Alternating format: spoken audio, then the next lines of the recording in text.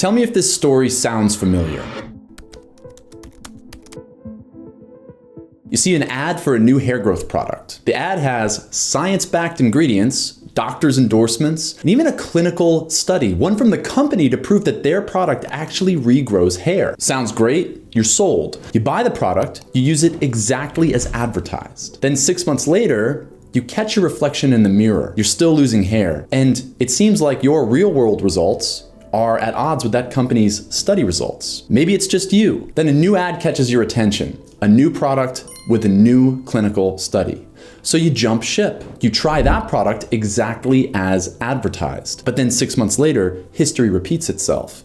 Your hair loss is worse, and now you're wondering, why is this happening? What am I doing wrong?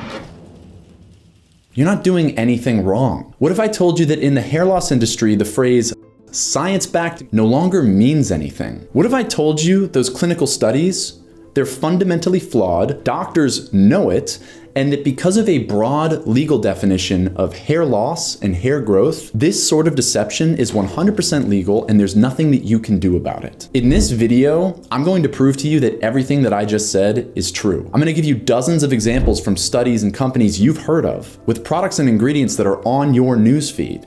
Then I'll reveal a framework that you can use today to start protecting yourself. Consider the following hypothetical. Bear with me, I promise this relates to hair loss. Say a company develops an inhaler with special ingredients they think might fight lung cancer. To test their claims, they conduct a robust clinical trial on their device. It turns out they're right. This new inhaler kills lung cancer cells, and after years of testing, the device receives FDA approval to treat lung cancer in humans. The company hands over their data to their marketing team and they say, sell the product. But in their pursuit to maximize profits, these marketers start to do bad things. First, they broaden their own market. In their ads, rather than write clinically proven to treat lung cancer, they cross out the lung part and just write cancer. Yes, it's unethical. Yes, the company never tested their products on other cancers with different pathologies. But cancer overall, it's a bigger market, and that means there's more money to be made. Then that marketing team does consumer testing, and they realize not everybody wants to use an inhaler to treat cancer. So they reformulate their product line to also include pills, topicals, and wearable patches to deliver those special ingredients, all of which they also advertise to treat cancer. This is despite never doing any clinical studies to see if those other delivery methods even work, or if these special ingredients treat anything other than lung cancer. But semantics, am I right? The marketing works. Millions of cancer fighters buy the products. Millions of people die. End hypothetical. What I just described is 100% illegal. A company engaging in that type of behavior will be removed from the market, they will be shut down by the FDA, they will be taken to trial. You cannot say that a treatment for lung cancer is a treatment for all cancers. You cannot change the delivery of a medication or ingredient and assume your results will remain the same. And you cannot make advertising claims that are unproven, false, or that endanger your customers' well-being. In this scenario, the stakes are life and death, which is why we have regulations to protect us from this type of marketing sleight of hand. It is not a perfect system, but there are at least some regulations in place to help us. Well, at least that's the case for cancer treatments. What happens when we move away from life and death and move toward cosmetic concerns? Things like anti-aging, wrinkle reductions, or perhaps the major topic of this channel, hair health, specifically hair loss. You might be surprised to learn that in the hair loss space, these same legal protections do not exist. Companies can take the same unethical actions that I just described from that hypothetical cancer company to sell their products. They can conduct a study on people with, say, a temporary kind of hair loss from a vitamin D deficiency. They can get good results, then they can advertise those results to all hair loss sufferers, the majority of whom will be seeking treatments for chronic progressive forms of hair loss that have nothing to do with a vitamin D deficiency. In fact, they'll go so far as to pick participants of their study that have such severe cases of vitamin D deficiencies that they almost are completely unreflective of the people who can even afford to buy their products, because those vitamin D deficiencies are so severe that they're incredibly rare in the places they could market those products. But as a consumer, you'll never know that, because when you see that newsfeed ad, all you're going to see is clinically proven to regrow hair. That's about as true as an advertisement for a lung cancer treatment toward all cancers. But in the hair loss industry, poor regulations for consumers and the broad legal definition of what constitutes hair loss will allow for this obfuscation to occur, and many times without any recourse. It hurts consumers, it hurts your hair growth outcomes, and in this video, we're going to expose these practices. Now, I've thought a lot about what allows for this type of marketing sleight of hand to propagate. Yes, there's a bad legal landscape. Yes, there are lacking regulations. We cannot change those things. What we can change, however, is the actual root of the problem. Consumers' fundamental misunderstandings of something called evidence quality. Hair loss sufferers often have no idea how to tell a good study from a flawed study. And that means they're susceptible to continuing to buy products built on flawed data that, in too many cases, will not benefit them. That changes with this video. I will reveal everything you need to know about evidence quality, especially in the hair loss space. And by the end, you are going to have all the tools that you need to discern fact from fiction, to make better treatment decisions, and to save yourself years of time, money, and hair. And to add to a bit of the intrigue, as we explore evidence quality, I'll also give you real-world examples of failures at each node along the hierarchy of evidence. These come from studies and companies that you have most likely heard of, and after we've finished building this framework, you are going to be able to spot these problems from a mile away. We'll start with the major types of evidence. When it comes to hair loss research, you're typically going to see 3 types of studies in peer-reviewed journals: non-clinical, observational, and interventional. We'll start with non-clinical, and for purposes of this video, I'll sometimes use the words mechanistic and non-clinical interchangeably, as both fall under the same category of evidence quality. Mechanistic and non-clinical studies are typically done on petri dishes or animals. These studies are important. They can tell us how diseases develop. They can also show us ways in which treatments might work on humans. And they can even be used to establish early ideas for drug safety. Here's a specific example. So say a research team wants to study the effects of a new drug on heart tissue. Before they ever are going to give that to humans, they have to establish a ballpark safety profile. So they do a study on mice. They dose the mice, and after some time, unfortunately, they sacrifice them, but then they dissect them to gauge any tissue changes to their heart. This helps to establish a safety, efficacy, and dosing profile. And if all looks good, the researchers will use that information and then follow through with a phase 1 clinical trial in humans. I know the sacrificing is barbaric. I agree with you. The reality is that this level of data just cannot be collected on humans for obvious reasons. So we rely on mechanistic research as a first step. The problem is that mechanistic studies are often poor predictors of what will actually happen in humans. That's because, no brainer here, humans are not petri dishes or mice. Our biology operates a bit differently. What's more, the doses in mechanistic studies are often thousands of times higher than the doses given to humans. And this is what makes mechanistic research so limited and at times even misleading. I'm going to give you 2 examples. In the 1990s, petri dish studies in animal models strongly suggested that the supplements vitamin E and selenium might prevent the growth of prostate cancer in men. These signals were so encouraging that researchers decided to try and follow up with a human study on these supplements. So the government sponsored a 35,000 person study scheduled to run for 7+ years. People were really excited. So what happened? A few years in, that study was halted because a subset of men using selenium and vitamin E who already had good levels of both nutrients actually were getting the opposite intended effects. They were getting higher rates of high-grade prostate cancer. In other words, the thing that helped mice hurt men. This is not a one-off phenomenon. A 2006 meta-analysis found that amongst highly cited animal studies, when those interventions were later trialed on humans, researchers got contradictory results almost 20% of the time. What's the lesson here?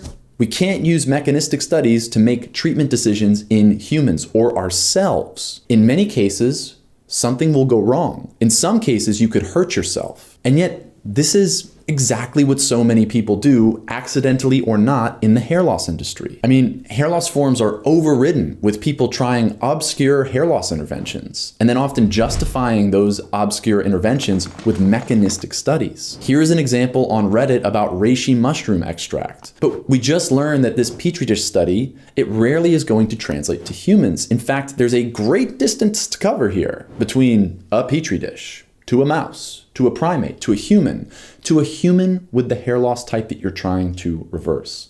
And at each step of that process, things can go awry. So an outcome on this side of the equation should never be used to justify a product tested over here, unless you have human data. Now, most Redditors doing this sort of thing can and absolutely should be forgiven. I mean, these people are not doing this with malice. They are simply just intellectually curious. They are looking for help with their hair. What's less forgivable is when companies selling products do the same thing, because they should know better. For example, when companies emphasize mechanistic studies on ingredients like carbon-60 or copper peptides to sell a hair growth topical, and they do this while simultaneously ignoring human studies showing that those mouse model results either didn't translate to humans or the human studies barely showed any effect at all, that's a problem. And that's our first example. If you want to learn more about it, check out our video on copper peptides and C60. My big comments here: mechanistic studies are great for creating signals that we can use to conduct better research. But they cannot tell us if a treatment will work in humans. And this is why mechanistic data ranks very low on what we're going to learn about soon, the hierarchy of evidence. But to get closer to the truth, we need real human data. At a minimum, we need signals from something known as observational research. Observational studies, they're often done on humans, and these are when researchers will observe people in their natural settings. Then they'll explore some relationships between their behaviors and their health outcomes. An example of this would be, say that you start to collect information about a group of people's demographics, their weight, their eating habits, their lifestyle choices, you name it. And then over a series of years, you see if any of those behavioral factors correspond to the development of certain diseases or ailments. That's kind of how epidemiology works. Observational research is epidemiology. And while it's filled with problems, it's still a great way to generate signals to explore in future research, sometimes for health and sometimes for hair. Here's an example that relates to the latter. So almost 50 years ago, researchers, through observational studies, observed that a portion of men from tribes in Guam and Papua New Guinea, they were born as pseudo-hermaphrodites, but as adults, they had totally normal levels of testosterone, totally normal muscular development, and yet they appeared immune from pattern hair loss. Here's a photo to demonstrate this. Follow-up studies revealed that these men, they actually had a genetic mutation. They lacked the gene that produced an enzyme called type 2 5-alpha reductase. And that caused them to have really low levels of something called type 2 5-alpha dihydrotestosterone. You've probably heard of this. It's the hormone DHT. Researchers then used that observational research to start exploring drugs that reduce DHT as a treatment for male pattern hair loss or androgenic alopecia. This led to the repurposing of the drug finasteride, and if you fast forward to today, this drug has become the gold standard treatment for treating androgenic alopecia in men, and it all began because of observational research that happened nearly 50 years ago. Now that story is fascinating, those findings are revolutionary, but there's a very important caveat to the story. By itself, observational studies, they cannot infer causality. Just because two things are related does not mean that one of those things causes the other to change. Here is perhaps the world's most obvious example. Observational studies have found an extremely strong correlation between ice cream sales and shark attacks.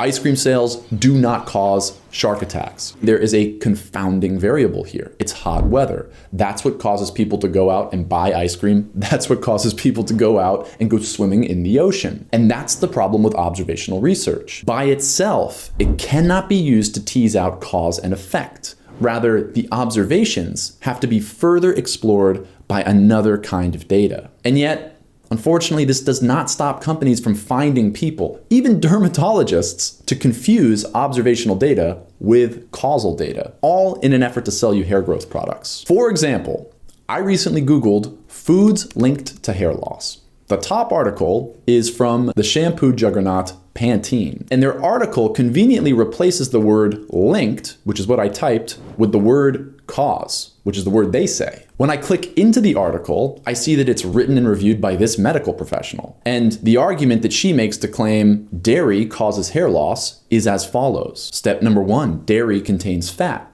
Step number 2, fat raises testosterone.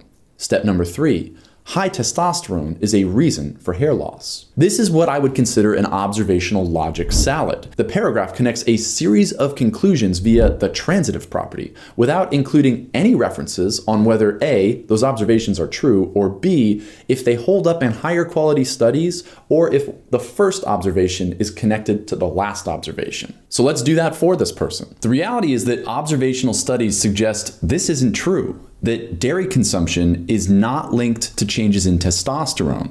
That includes low-fat dairy and full-fat dairy.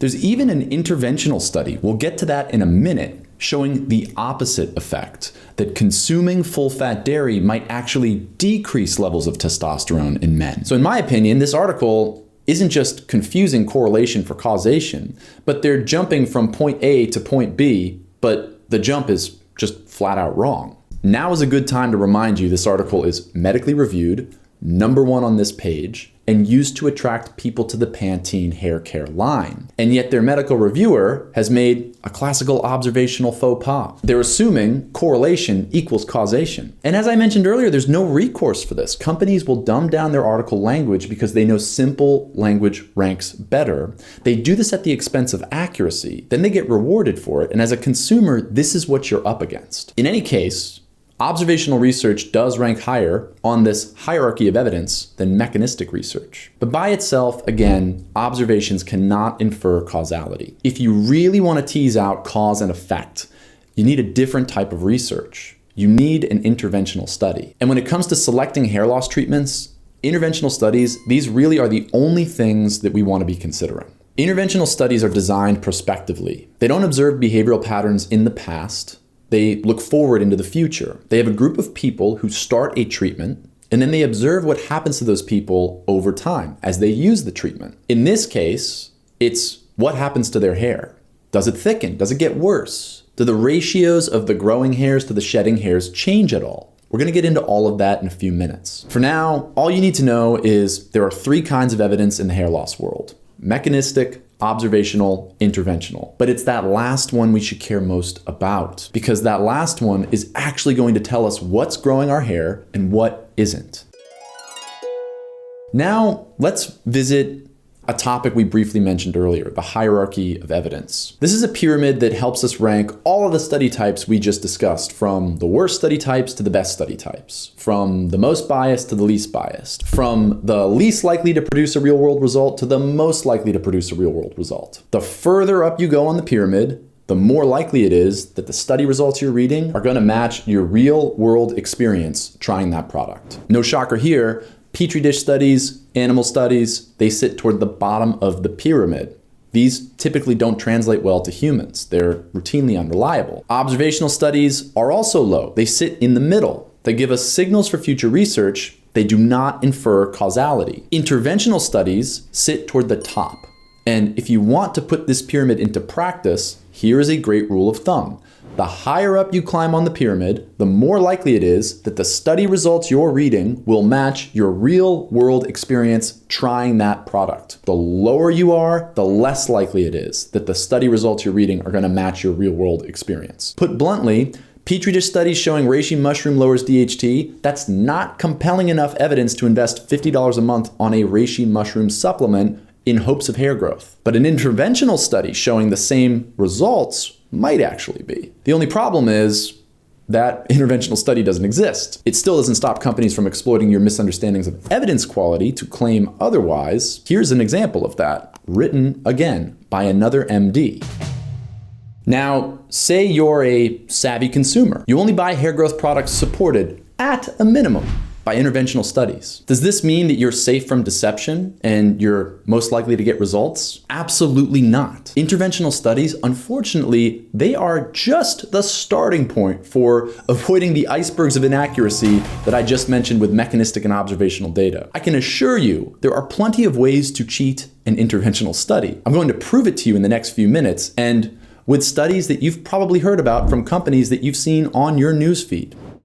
What does a good interventional study even look like? Well, at a baseline, the study must be designed properly. It needs 3 key features. It needs to be randomized, it needs to be blinded, and it needs to be controlled. If you're missing just one of those features, you can actually manipulate the study to almost get whatever result you want. I'm not joking when I say this. As we dive into each of these features, I will show you real-world examples of where this goes awry. What do these 3 words, randomized, blinded, and controlled, even mean? Randomization means that the hair loss patients inside of that study were randomly assorted into different groups, like the treatment group, or another group that might receive a fake treatment, or another group that might receive a real treatment to compare against the thing that you're studying. Randomization is critical. It prevents researchers from sorting participants based on who they think will actually respond most favorably to the treatment that they are studying. At face value, it might seem like randomization is so inconsequential. I mean, who cares if you randomly assorted the study participants into these different groups? But here's why this is so important. Say I'm selling a nutritional supplement and I want to convince people that it will regrow hair. I set up a study.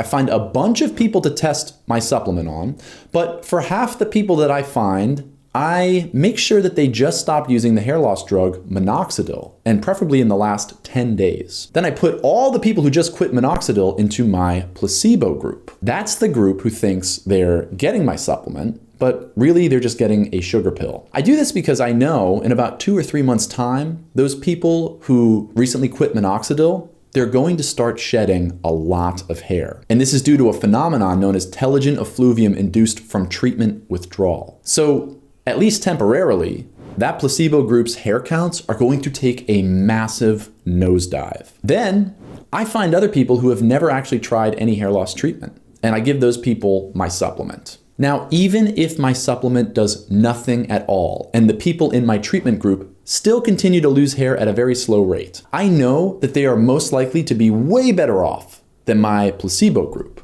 because the withdrawal-induced hair shedding in that placebo group is going to be so dramatic that it will outpace the natural pace of hair loss. And the difference in hair counts between these 2 groups will be statistically significant. Then I get to show people that study, and in my marketing materials, I can claim legally that my product, my supplement, is clinically proven at slowing down hair loss. But you and I just learned I didn't prove anything. All I did was design a study with bad inclusion and exclusion criteria for my participants. And then I stacked the decks in favor of my supplement, all because I never randomized. If I had randomized my participants, half the people withdrawing from minoxidil would have ended up in both study groups. And that would have equalized the effects of hair shedding and most likely nullified any statistical significance I would have achieved between the 2 groups. Now, this example might sound conspiratorial. It might sound ridiculous. I agree, it is.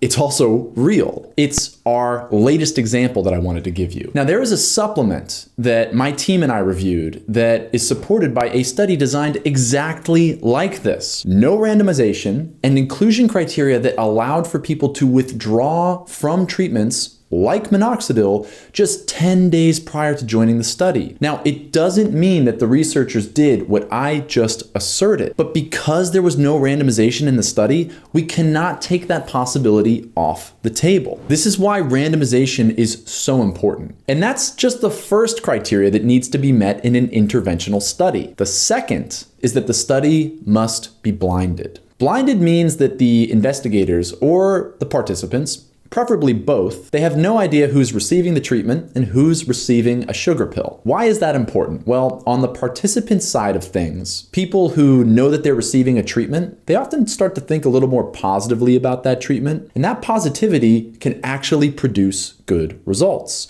This is a phenomenon known as the placebo effect, and it's so powerful that in some past case reports, the placebo effect has been attributed with helping to put into remission some people's cancers. On the investigator side of things, if you know who's receiving your treatment and who isn't, you can actually start to treat certain groups a little bit differently than others when you interact with them. But even worse, you can actually change the way you approach analyzing your study's data, all because you actually want to produce a result. There's an example of this in a study that tested multiple sclerosis treatments. And the researchers found that when a neurologist was blinded to who was in the treatment versus the sugar pill group, those neurologists found no difference in the results of the study. But when a neurologist was told which patients got the treatment and which got the placebo, when they went to analyze the study data, the way that they evaluated those patients' scans changed.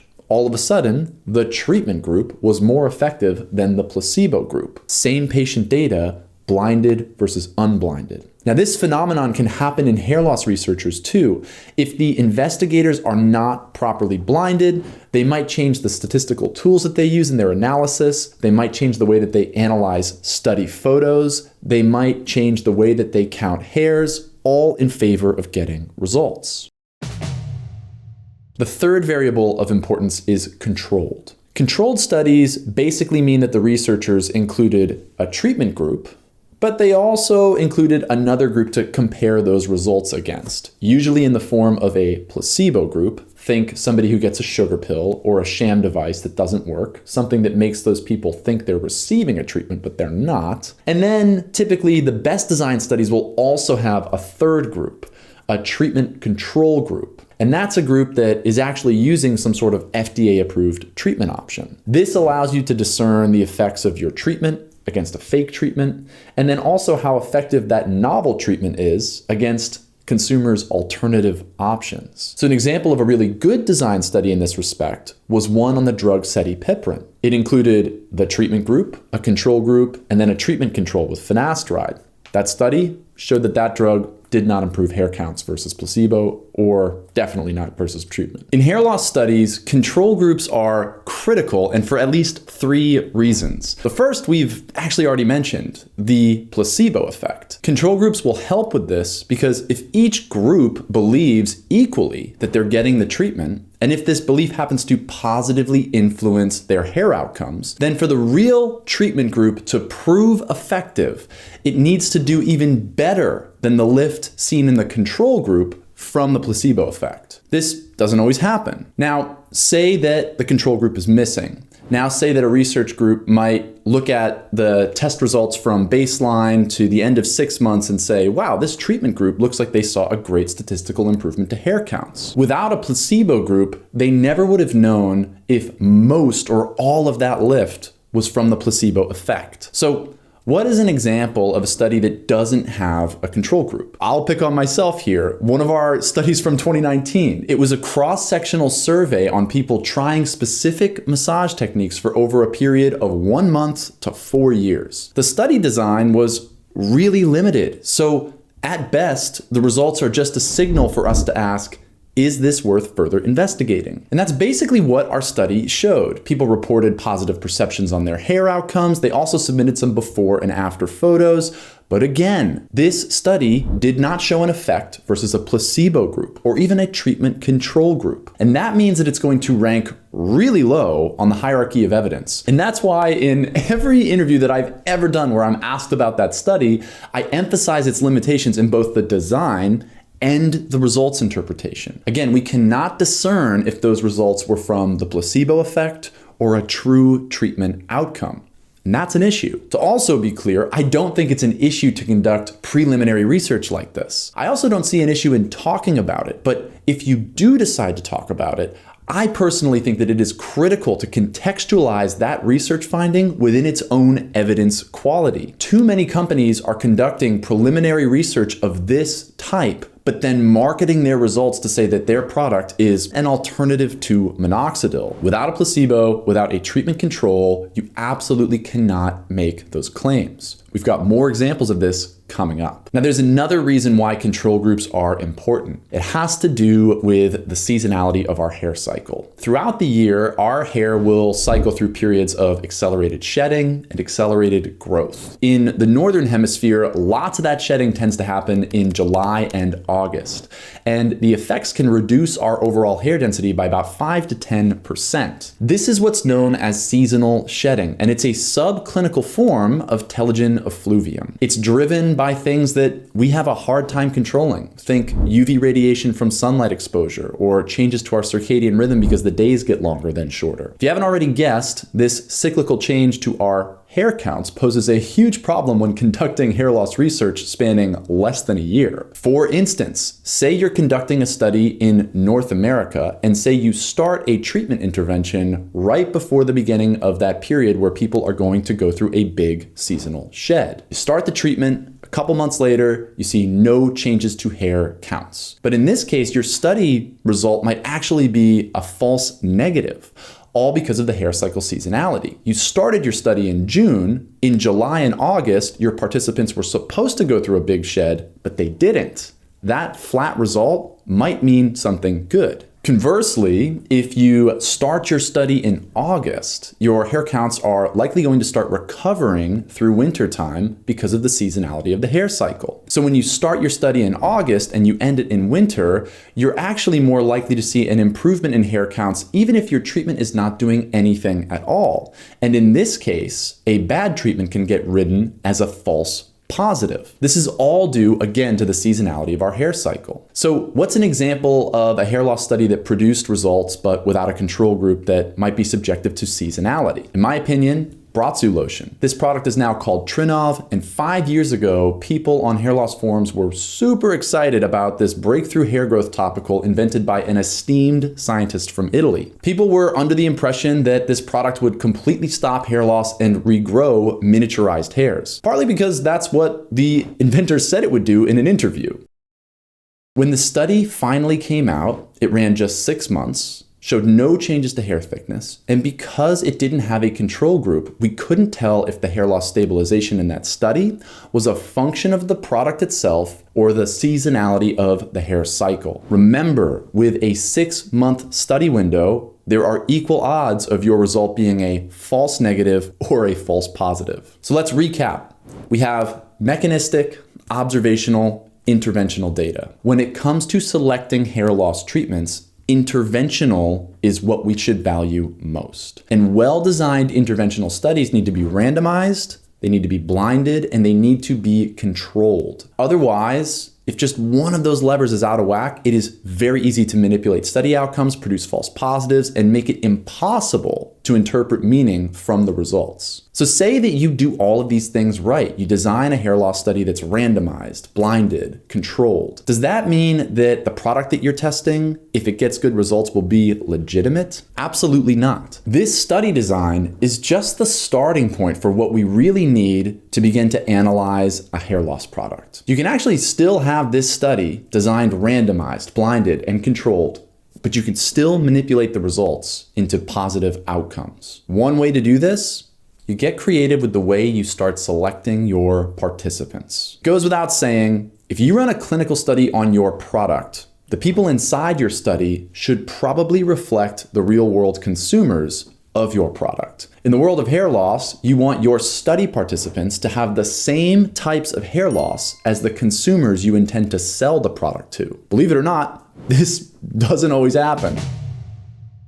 Before going into the next example, it's important to know that there are 4 major types of hair loss. There's androgenic alopecia, telogen effluvium, and then there are 2 autoimmune forms of hair loss like scarring alopecias and alopecia areata. Altogether, these 4 hair loss types make out about 95% of all hair loss diagnoses. The overwhelming majority of those being androgenic alopecia and telogen effluvium. Androgenic alopecia is chronic and progressive. Without treatment, it tends to worsen over a series of years. Conversely, telogen effluvium is usually temporary. It's often caused by acute stressors, emotional trauma, surgery, rapid weight loss, but it can also be caused by things like hypothyroidism, micronutrient deficiencies, or even the seasonal hair shedding that we mentioned earlier. For that reason, telogen effluvium is actually the world's most common kind of hair loss, even though most of its cases are so mild, as in the case with seasonal shedding, that they qualify as subclinical, meaning you're not even going to really notice it. Now, when you're picking study participants to test an over-the-counter hair growth product, you generally want to pick people with androgenic alopecia, because that's the kind of hair loss that people are most likely to seek treatment for. But what if your goal isn't to prove that your OTC product works in treating androgenic alopecia? What if it's just to show that it helped improve hair growth for people with hair loss? Again, broad legal definition, and you can use that language in your marketing, and most consumers are not going to know that hair loss might mean androgenic alopecia, telogen effluvium, or nondescript forms of hair loss that have nothing to do with their specific case. Here's how you'd go about doing that. You'd set up a study with specific exclusion criteria. First, you'd eliminate participants with all major kinds of hair loss: androgenic alopecia, telogen effluvium, scarring alopecias, and alopecia areata. Then you'd only select participants who haven't been clinically diagnosed with any kind of hair loss, but who have mild to moderate self-perceived hair thinning, with the doctor suspecting that that thinning is probably due to hormonal shifts from menstruation or stress, or minor dietary deficiencies in things like zinc, or vitamin B12, or vitamin D. Then you would take those participants and you would put them into a randomized, blinded, placebo-controlled clinical trial. You'd give half of them a nutritional supplement, and that supplement would contain the vitamins and nutrients that you suspect would correct the deficiencies that would improve their hair shedding. And then you'd give the other half of your participants a sugar pill. And as long as both groups maintain the same dietary habits, the placebo group will maintain their nutrient deficiency. They won't see the same degrees of hair growth. And the treatment group will correct those minor deficiencies. They will see minor improvements to hair growth. At the end of your study, you then get to glorify a nutritional supplement to show that it regrew hair, and in a best-in-class study design, randomized, double-blinded, placebo-controlled clinical trial. You can't cheat that study design, can you? You can. All you need to do is design the study the exact way that I just described. So which companies have done this exact study setup? Viviscal and Nutrafol. In fact, Nutrafol has done it twice. If you don't believe me, go into the clinicaltrials.gov database and review their own inclusion and exclusion criteria for yourself. That database also shows Nutrafol completed a clinical trial for a supplement on women with female pattern hair loss. That's also called androgenic alopecia. That's great. That's what we're looking for. But that trial was finished in 2017. We checked their website, we searched Google, we searched PubMed. I don't think they ever published that clinical trial's study results. Why is that? The examples don't stop there. There was one study on vitamin E supplementation which showed that hair counts and hair density improvements rose way, way, way beyond what you would ever expect from the best FDA-approved hair growth treatments for androgenic alopecia. People online found the study, they saw the results, they started supplementing with vitamin E. Marketers caught wind of the study, they started adding in vitamin E into their hair growth supplements. But when you peel back the curtain of the study, you go into their methodology section, it's the same story over and over again. This research group, they didn't specify the types of hair loss that these participants had. They even used language to suggest that some of it might have been autoimmune in nature. That paper was also conducted in an area where the population has a relatively higher risk of having a vitamin E deficiency. And results of this magnitude suggest that many of the participants probably had telogen effluvium in part due to a vitamin E deficiency. And that's why your average hair loss sufferer who supplements with vitamin E doesn't get that type of result. These clinical results in so many cases are not going to align with your real world experience because you don't even fit the people in the study that you're reading. But again, it's legal for marketers to do away with that context. Just tell you that vitamin E can regrow hair and then sell you that supplement. Now you know that that claim is meaningless without more context. If you want to see a deeper dive on this topic with more examples, check out our video on telogen effluvium, check out our other video on treatment mistakes and cognitive dissonance in selecting hair loss treatments. Beyond study participants, the next thing we need to think about is reviewing the time frame for treatments in studies. Now, hair growth is a long game, and hairs often have to go through multiple hair cycles in order to regenerate as larger and thicker over time. This is especially true with cases of androgenic alopecia, because the defining characteristic of that type of hair loss is something called hair follicle miniaturization. It's when the strands of hair actually get thinner and thinner and thinner over time. And the only way that this thinning happens and progresses is through hair cycling. Conversely, the only way to make that hair follicle grow thicker is to also go through a shed, have that older follicle degenerate, and then have a new follicle come in to take its place. And under treatment conditions, the hair follicle will often grow back much larger, much more robust, and produce a thicker hair strand. So many of us will need to shed in order to benefit from a hair loss treatment. And that's why hair shedding in the first 1 to 3 months of starting a treatment is in many cases, in fact, most cases, a very good sign. But this hair cycling takes a long time.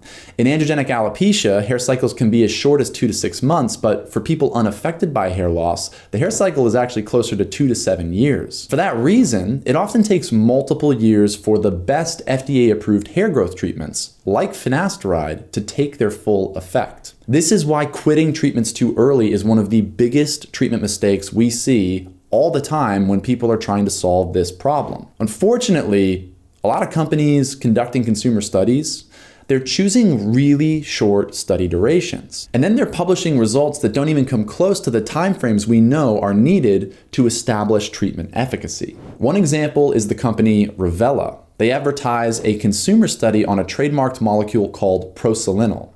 The study ran a total of 6 weeks. Now, it's entirely possible that this molecule helps our hair, but we cannot come to that conclusion using a 6-week study, especially one without a control group. Keep in mind that hair grows around a ½ inch per month. So 6 weeks, that's going to be 3/4 of an inch of hair growth.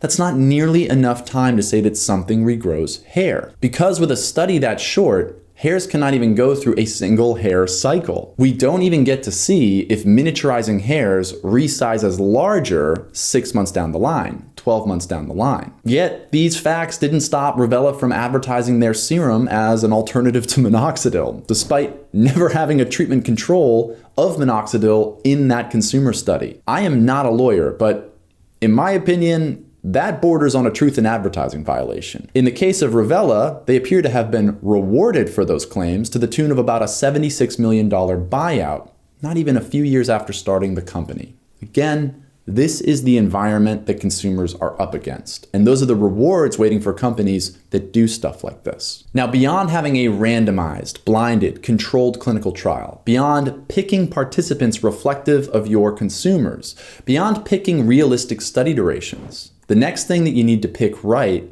is your study endpoints. In other words, you need to measure hair changes adequately and objectively. You've got a bunch of ways to do this. Some investigators will use photographic assessments. Others will use self-assessment questionnaires that are issued to both the researchers observing the participants and then the participants themselves to gauge their perceptions of progress. You also have things like trichoscopy, where a dermatologist will grab a bundle of hair before and after treatment. They'll yank that bundle out, and then they'll look at the hair ends to examine if the hairs are in an anagen state, a telogen state, and then how many actually were pulled out. So there are a lot of ways that you can kind of glean some insights into your treatment efficacy. But the best and most objective way to do this and to measure hair improvements is with something called a phototrichogram. That's where investigators will take a microzoomed photo of your scalp, and then they'll use a statistical software to count the hairs in that fixed area. Then they'll use that software to also determine your average hair density, your average hair counts, your average hair diameter. And if they've shaved that area before and after their treatment measurements, they can also determine the ratio of anagen to telogen hairs. And then some researchers will also do things like measure vellus to terminal hair comparisons as well. Vellus hairs are those thin, wispy hairs that don't create any cosmetic density improvements. And then thick terminal hairs are the ones that we actually want to produce in clinical studies. We want more of those because they give us a cosmetic lift in how our hair looks. How many of vellus hairs have grown, how many terminal hairs have grown, This analysis is the gold standard for hair loss studies. Unfortunately, so many of these studies will not assess hair changes with a phototrichogram device. Instead, they'll rely on perception data or photographic assessments or participant and investigator questionnaires. Those endpoints are subjective and they're valuable, but they really need to be paired with objective endpoints like hair count changes to really mean something. And the best studies are going to do all of these measurements all together. After all, tiny differences in your photos can give us the perception of wildly different results. I mean, just look at these photos of my crown. One photo looks good, the other looks not as good as the first. Yet these photos were taken just seconds apart from each other. The only difference is that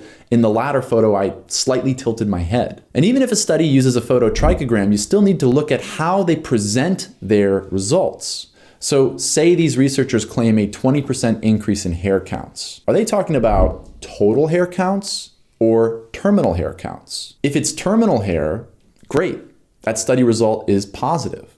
If it's total hair, that means that the investigators included those thin, wispy vellus hairs in their total hair counting methods. These hairs, again, they only grow to a few millimeters, they're unpigmented in most cases, and they get stimulated all the time in hair loss studies. And because they're almost invisible, they add zero cosmetic improvements to our hair density. Companies know this, but oftentimes when their study results aren't so thrilling, they tend to group all hair types together, which will often force a statistically significant lift in hair counts when maybe there shouldn't be one. We noticed this with a study on a topical complex called Alavax, which contained copper peptides. The study found users of their topical got a whopping 80% increase in hair counts. That is huge. That's a bigger increase than most of us would expect from the best hair growth drugs on the planet right now. So then, how do you reconcile that result with the fact that 43% of their participants in that same group reported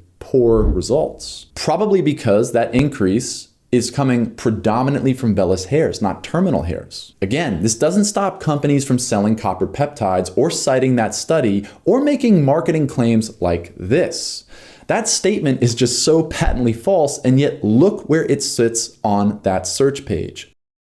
The next thing that you need to look out for is something called product study fit. I think of this as, say a company advertises a study about their product. When you go to that company's website, ask yourself if the product they're selling is the same as the one advertised in the study. Believe it or not, this isn't always the case. I'll give you 3 examples. When we were doing a company investigation on Capillus, we found that they have a clinical study on their laser diode helmet that showed decent results. But that laser diode helmet, it's the top tiered helmet that they sell on their website. So what about these lower tiered, lower priced, most likely higher volume of sales helmets over here? How do those lasers compare? Because we only have clinical data on this one. So what happens when we start to reduce the laser diode count? What happens when we start to reduce the power of the laser? We don't really know. And that's a big problem because these lower powered options might very well be ineffective, but it was that Capillus ad claiming clinically studied that brought us to their site in the first place and prompted us to buy the lower priced options. Another problem is that in the world of over-the-counter supplements and topicals for hair growth, the FDA has very little regulatory authority over these things. So inside of our membership site, we have our community vote on products which we then buy and then test in a third-party laboratory with one goal: to see if the ingredients listed on the label are actually inside each bottle and at the doses displayed. To our dismay, around 80% of the products that we have tested so far haven't even come close to meeting their labeling claims. Some barely had any detectable levels of their active ingredients at all. We've even seen this happen with some pharmaceutical products purchased from popular hair growth websites. To me, this is crazy. It's like you're dealing with the Wild West. A final example in this domain comes from when companies will conduct a study on an ingredient, but the study will be done as a topical. Then they'll use the study on that topical to claim that their product, which is formulated as a shampoo, contains ingredients clinically proven to regrow hair. This happened relatively recently with a company called Alpecin. They're a shampoo company that used a study on topical caffeine as justification for marketing claims around a caffeine shampoo. In this case, they might have actually gotten into a little bit of trouble for it. So why is this an issue? Well, think about the differences. Topicals are products that are going to sit on our scalps for 12 plus hours a day. This is going to give a long window of absorption time, which is often required for many hair loss interventions to even work. A shampoo has a contact time of our scalp of just a few seconds. Different contact times, different levels of absorption into the skin, different results. Again, product, study, fit. The product in the study should be the product the company is selling you. The product that they are selling you should be lab tested to confirm it contains everything it says it does on its label. And the studies that that company is using to support that product should be done with the same delivery methods as the product they are selling. More often than you'd think, none of those things are actually happening. Okay, final thoughts. When it comes to evaluating hair loss studies, this video really only exposes the tip of the iceberg. There are so many other factors we didn't get into. Study participant numbers, author conflicts of interests, white papers versus peer-reviewed papers, journal quality, study replicability numbers, effect sizes and meta-analyses, alignment with outcomes versus suspected hair growth mechanisms, and so many others. In the future, I do intend to revisit this topic with another video, hopefully diving into all of these elements and more. For now, I really hope that your takeaway from this video is that the hierarchy of evidence is our friend. It helps us to sort the well-supported hair loss interventions from the experimental ones. In the past, the hierarchy of evidence was really all we needed to guide us to good treatment options. In today's world, that pyramid is unfortunately co-opted by marketers. We can no longer afford to just get off the bus at randomized, blinded, controlled clinical trials. We need to look deeper. We have to scrutinize each and every study, and we need to know what to look out for. Participant-consumer mismatches,